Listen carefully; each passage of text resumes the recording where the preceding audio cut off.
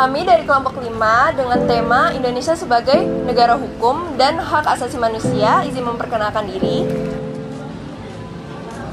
Perkenalkan, nama saya Putri Dita Damayanti dengan NIM F1F023089.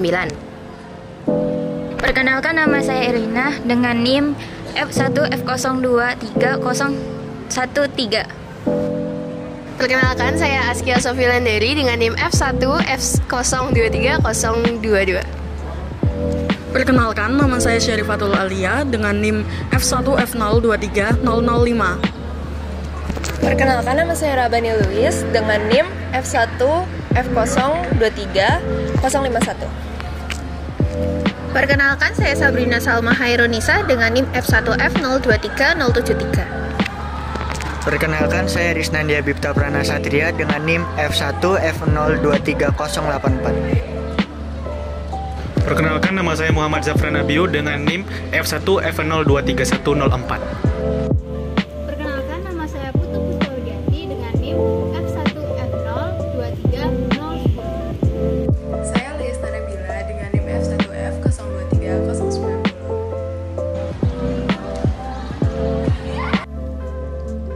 Indonesia, negara kepulauan di Asia Tenggara yang dilintasi garis khatulistiwa dan berada di antara daratan benua Asia dan Oseania, sehingga dikenal sebagai negara lintas benua.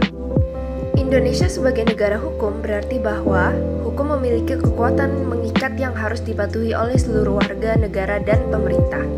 Hukum menjadi landasan tindakan dan keputusan yang diambil individu, kelompok, lembaga, maupun pemerintah. Tertera pada pasal 1 ayat 3 UUD Negara RI 1945 Amandemen ketiga, negara Indonesia adalah negara hukum. Konsep negara hukum mengarah pada tujuan terciptanya kehidupan demokratis dan terlindung hak asasi manusia serta kesejahteraan yang berkeadilan. Mengapa Indonesia disebut negara hukum? Karena negara kita berlandaskan pada peraturan hukum dalam menjamin adanya keadilan bagi seluruh warga masyarakatnya. Sejak awal Republik Indonesia berdiri, pilihan konsep negara hukum yang diciptakan adalah negara hukum demokratis, yang secara aktif bertujuan untuk mewujudkan perlindungan terhadap segenap bangsa Indonesia dan seluruh tumpah darahnya. Indonesia sebagai sebuah negara yang lahir pada abad ke-20 mengadopsi konsep bernegara hukum sesuai prinsip konstitusionalisme. Hal ini dapat dilihat dari kesepakatan bangsa Indonesia sejak UUD 1945 sebagai konstitusi negara Indonesia ditetapkan. Berlandaskan dan bercirikan kepada pandangan hidup, ideologi, maupun filsafah bangsa dan negara Indonesia yaitu Pancasila. Tegaknya supremasi hukum bermakna bahwa hukum mempunyai kekuasaan mutlak dalam mengatur pergaulan manusia dalam berbagai macam kehidupan. Hak asasi manusia adalah seperangkat hak yang melekat pada hakikat dan keberadaan manusia sebagai makhluk Tuhan Yang Maha Esa dan merupakan anugerahnya yang wajib dihormati, dijunjung tinggi, dan dilindungi oleh negara, hukum, pemerintah, dan setiap orang. Hak pertama adalah hak pendidikan dan hak untuk mengembangkan diri sendiri. Isi dari pasal 31 setelah amandemen adalah setiap warga negara berhak mendapat pendidikan. Setiap warga negara wajib mengikuti pendidikan dasar dan pemerintah wajib membiayainya. Pasal tersebut juga mengatakan kalau setiap warga negara akan mempunyai hak untuk mendapatkan mutu pendidikan. Pendidikan merupakan salah satu hak asasi yang mendasar bagi semua manusia. Pendidikan sangatlah penting karena dapat mengubah kehidupan seseorang dengan memberikannya kesempatan yang sama untuk mengangkat diri serta keluar dari kemiskinan. Dengan adanya pendidikan, maka seseorang dapat menjadi produktif. Dapat juga memberi seseorang sebuah keterampilan dan hal yang dibutuhkan untuk berhasil dalam hidup. Mengembangkan potensi dasar dalam diri masing-masing anak, sehingga anak bisa tumbuh menjadi pribadi yang rendah hati, berpikir baik, dan berperilaku sesuai moral.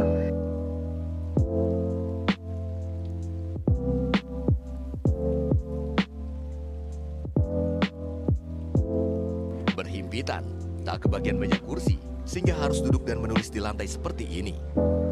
Pun meja kursi harus berbagi, satu meja kursi bertiga setidaknya. Di zaman ini, di tahun ini, seperti ini masih ada kondisi hari-hari. yang harus dilakoni oleh siswa-siswi Sekolah Dasar Negeri 2 Cibarekbek Cibeber Kabupaten Cianjur. Akan menjalani masa pengenalan lingkungan sekolah selama 3 hari mulai tanggal 11 hingga 13 Juli mendatang. Upaya pemerintah dalam pemenuhan hak pendidikan bagi warga negara dapat dilakukan dengan berbagai cara. Di antaranya adalah menghadirkan program beasiswa bagi siswa berprestasi atau kurang mampu agar dapat melanjutkan sekolah hingga jenjang yang lebih tinggi.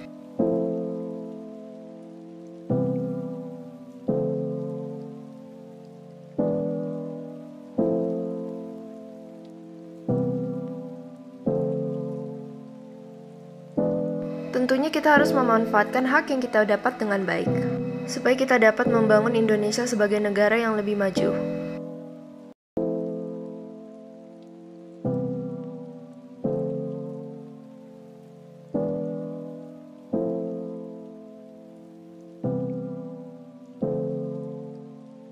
Yang kedua adalah hak wanita.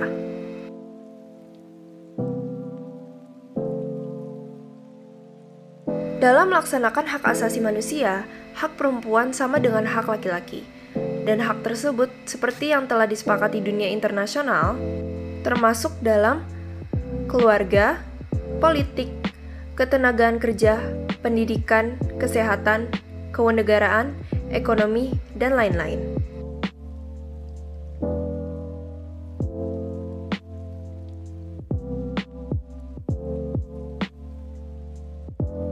Dalam konstitusi, hak-hak atas rasa aman tersebut dijamin pada pasal 23G ayat 1 UUD 1945.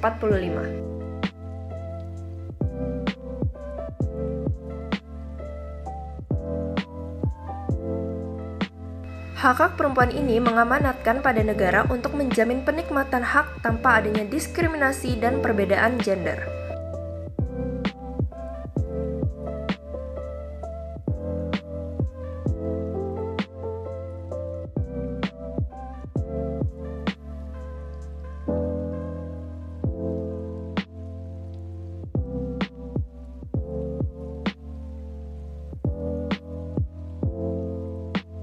Hak berpendapat atau berbicara boleh disampaikan dengan terbuka berdasarkan norma ketentuan yang berlaku di masyarakat demi melindungi kepentingan publik dan hak reputasi orang lain.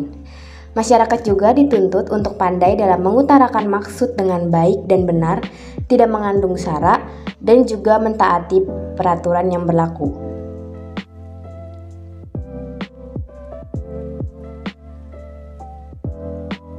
Pasal 28E ayat 3 Undang-Undang Dasar Negara Republik Indonesia tahun 1945 mengamanatkan setiap orang berhak atas kebebasan berserikat, berkumpul, dan mengeluarkan pendapat. Kebebasan pendapat di Indonesia sudah merupakan sebuah hak yang dilindungi oleh konstitusi.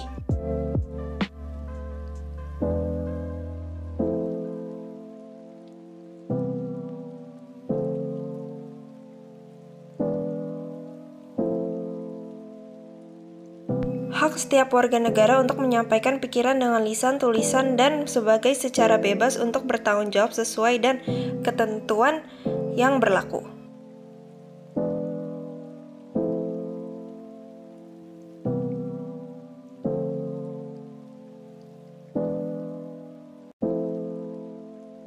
Hak beragama merupakan salah satu hak asasi manusia yang tidak dapat dikurangi dalam keadaan apapun atau dikenal dengan istilah non-derogable rights. Namun, hak asasi ini bukan berarti tanpa pembatasan, karena setiap orang wajib menghormati hak asasi orang lain.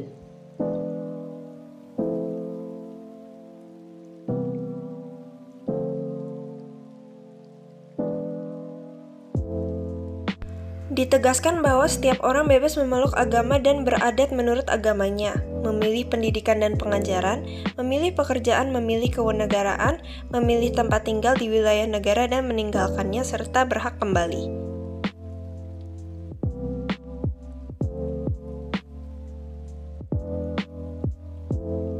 Salah satunya pada pasal 29 ayat 2 UUD 1945 yang berbunyi negara menjamin kemerdekaan tiap-tiap penduduknya untuk memeluk agamanya masing-masing dan untuk beribadah menurut agamanya dan kepercayaan itu.